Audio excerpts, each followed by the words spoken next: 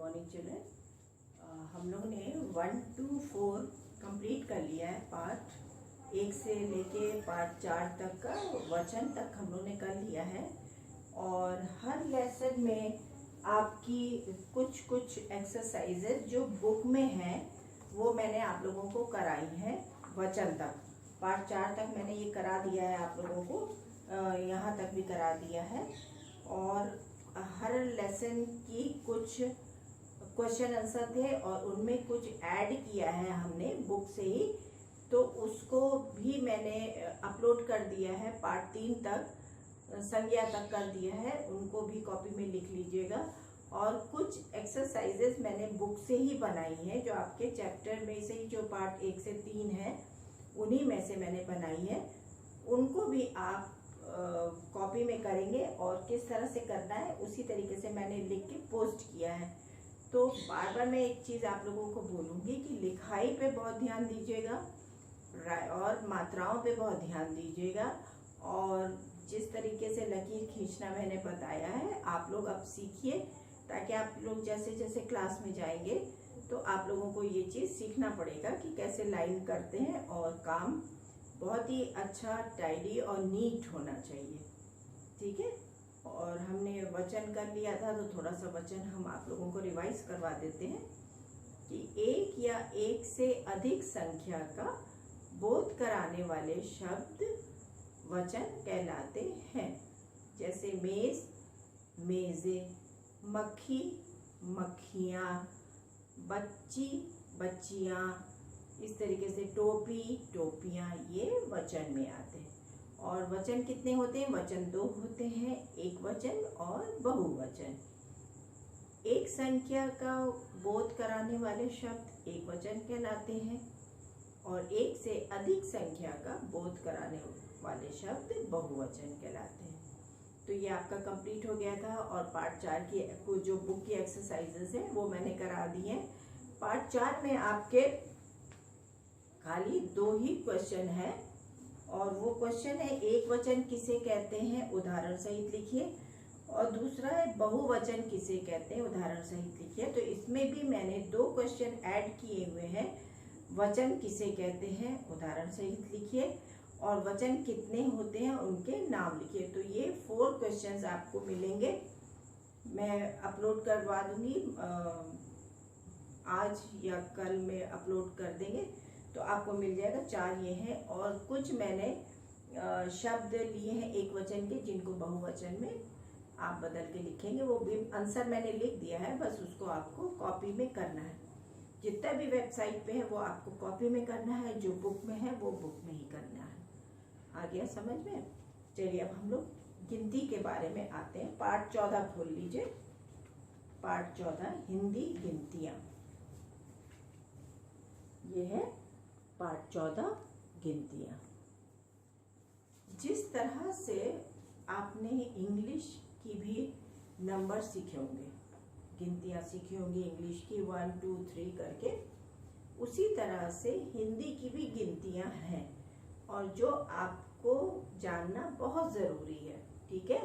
क्योंकि हम भारत में रहते हैं तो और हमारी मातृभाषा हिंदी है, तो हम जब हिंदी में ही बात करते हैं तो हमको हिंदी गिनतियों का भी ज्ञान होना ज़रूरी है। जिस तरह से इंग्लिश गिनतियों का ज्ञान हमें है, उसी तरह से हिंदी गिनतियों का भी ज्ञान होना ज़रूरी है। कल को कहीं आप जाते हैं और आप हिंदी में कोई आपसे बोलता है कि इतने रुपए दीजिए, या आपने कुछ सामान खरीदा और दुकानदार आपको हिंदी में गिनती बताता है, तो अक्सर आप लोग मुँह देखते हैं कि कितना बोला, तो वो दुकानदार आपको बताते हैं कि ये इंग्लिश में मतलब इसको इतना बोलते हैं, ठीक है। तो वो हम आप लोगों को समझाएंगे। तो 1 से 15 तक हम आज आप लोगों को सिखाएंगे और फिर 16 से लेके 30 तक हम आप लोगों को बाद में नेक्स्ट टर्न में बताएंगे। तो एक टोटल आपको 1 से 30 तक है। अभी का जो सिलेबस है सेमेस्टर का फर्स्ट का, वो 1 से 30 तक की ही गिनतियां हैं।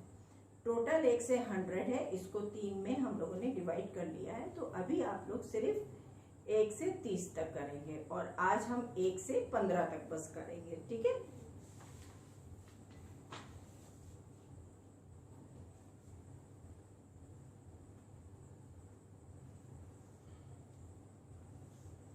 2 3 4 5 6 7 8 9 10 11 12 13 14 15। ये मैं डस्टर हटा देती हूँ, बुक भी हटा देती हूँ तो आपको दिखेगा। मेरे साथ बोलिए 1 2 3 4 5 6 7 8 9 10 11 12 13 14 15। ठीक है, 1 2 3 4 5 6 7 8 9 10 11 12 13 14 15। ठीक है, एक बारी मेरे साथ बोलिए 1 2 3 4 5 6 7 8 9 10 11 12 13 14 15। अब इन हिंदी अंकों को देख के हम उनके आगे शब्द में लिखते हैं।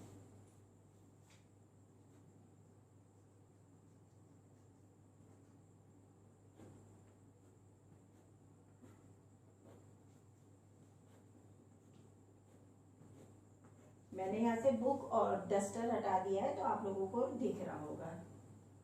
1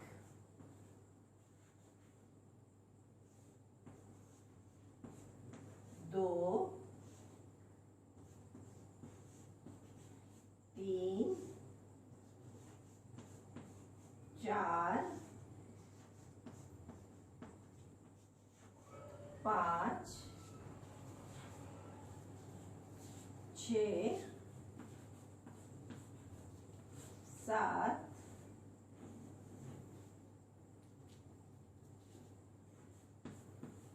8 9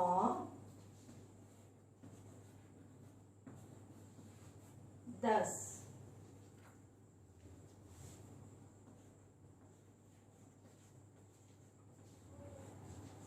11 12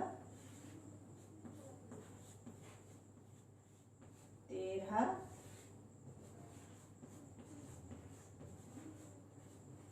14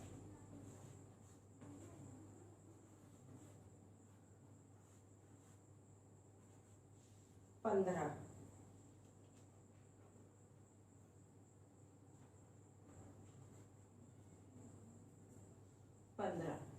ये आपकी हिंदी में। तो हिंदी में आपको दोनों तरह से सीखना है अंकों में। ये जो 1 2 3 4 5 6 7 8 9 10 11 12 13 14 15 ये अंकों में है। और आपको शब्द में भी लिखना आपको सीखना है। ठीक है, शब्द में देखिए लिखा है 1 2 3 4 5 6 7 8 9 10 11 12 13 14 15। ठीक है, ये आप लोगों ने 15 तक कर लिया है। मैंने बुलवा भी दिया है और आपकी बुक में भी है। आप बुक में उंगली रख के, फिंगर रख के पहले हिंदी अंकों को पढ़ेंगे, फिर उन्हीं के आगे हिंदी शब्द जो हैं फिर उनको पढ़ेंगे। नेक्स्ट टर्न में मैं इसके आगे भी आप लोगों को बताऊंगी, ठीक है। 16 से 30 तक आज इतना काफ़ी है। और आज मैं आप लोगों को दीपावली निबंध है उसके बारे में भी समझाऊंगी। अब मैं इसको यहीं पर रोकती हूँ और आप लोगों को दीपावली निबंध के बारे में थोड़ा सा बुलवाएंगे और समझाएंगे।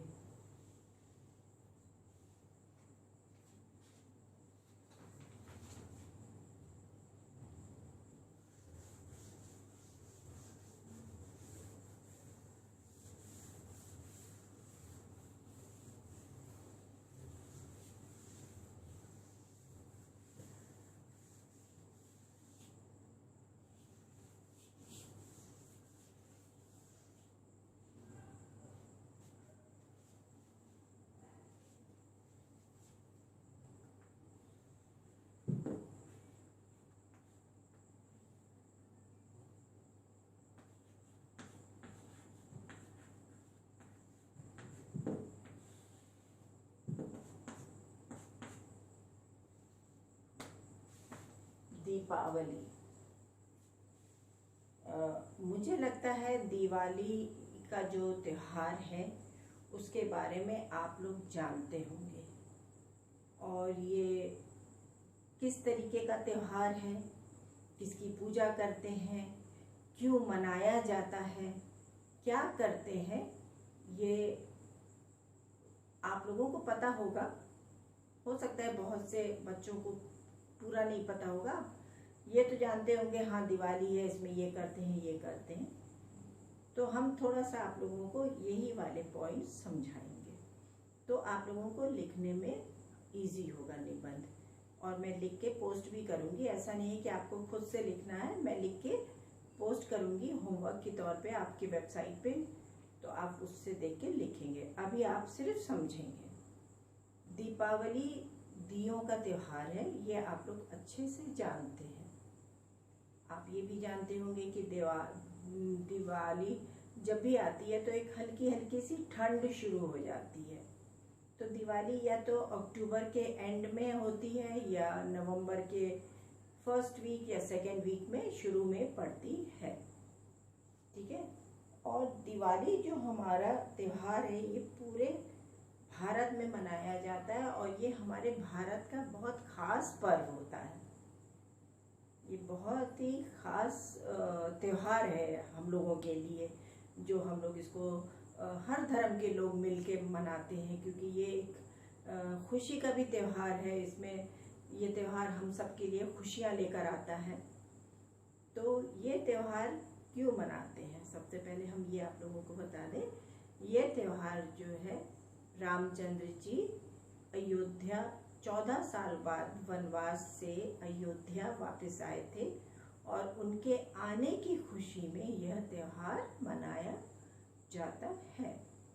इस त्योहार में दो भगवानों की खास पूजा की जाती है और वो है माँ लक्ष्मी जी और भगवान गणेश जी। और एक चीज़ और यहाँ पे हम आप लोगों को बताना चाहेंगे कि आप लोग छोटे बच्चे हैं और आप लोग जब पूजा में बैठते होंगे तो हो सकता है बोलते होंगे कि लक्ष्मी और गणेश की पूजा होने वाली है, तो आप लोग ऐसे मत बोलिएगा। आप लोग छोटे हैं, वैसे ज़्यादातर आपके पेरेंट्स आप लोगों को बहुत अच्छे से समझाते हैं, तो उन्होंने ये बताया भी होगा कि जितनी भी देवियां हैं उनके नाम के आगे हम लोगों को माँ या माता लगाना चाहिए, लगाते हैं। और जितने भी भगवान हैं उनके नाम के उन लोगों के नाम के आगे हम लोग लगाते हैं भगवान, ठीक है। भगवान शिव जी, भगवान गणेश जी, भगवान विष्णु जी, ऐसे करके हम लोग बोलते हैं, क्योंकि हम लोग देवी देवता जितने हैं उनको बहुत ज़्यादा रिस्पेक्ट देते हैं, ठीक है। तो जब भी आप लिखेंगे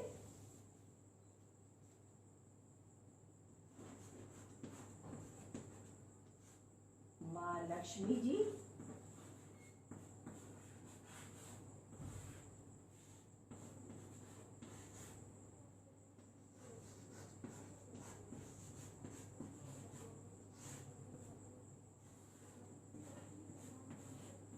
और भगवान गणेश जी, भी आप बोलेंगे तो बोलेंगे माँ, माँ या माता लक्ष्मी जी और भगवान गणेश जी। ठीक है। और जब ये त्योहार आता है तो इस दिन हम लोग अपने घरों की और जिनकी दुकानें हैं वो लोग अपनी दुकानों की सफाई भी करते हैं। एक एक कोना, घर और घर की दीवारें, सब कुछ हम लोग जो है उसको सफाई करते हैं। और दियों से या लाइट से, झालर बत्ती से हम लोग अपने घरों को सजाते हैं। और फिर शाम को हम लोग पूजा पहले करते हैं माँ लक्ष्मी जी की और भगवान गणेश जी की हम लोग पूजा अर्चना करते हैं।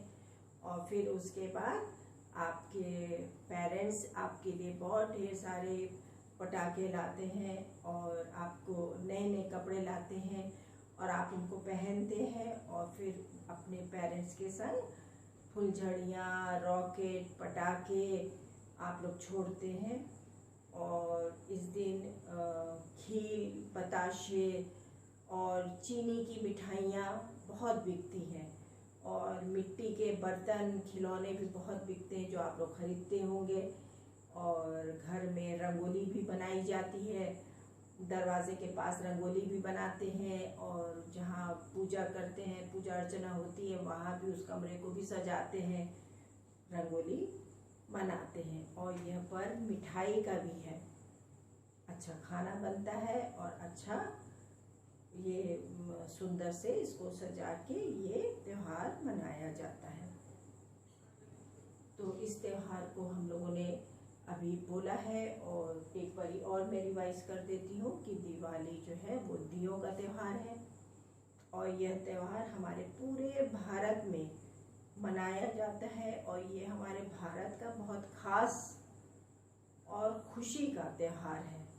और इस दिन हम सब धूमधाम से इस त्योहार को मनाते हैं। हर धर्म के लोग इस त्योहार को मनाते हैं क्योंकि ये बहुत ही अच्छा त्योहार है, खुशी का त्योहार है।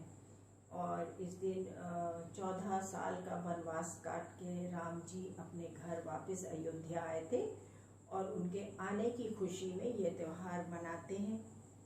और फिर शाम को इस दिन हम लोग अपने घरों की और जो दुकानें हैं उसकी साफ सफाई करते हैं। और शाम को सब लोग नहा धो के अच्छे नए कपड़े पहनते हैं और माँ लक्ष्मी जी और भगवान गणेश की खास पूजा इस दिन की जाती है।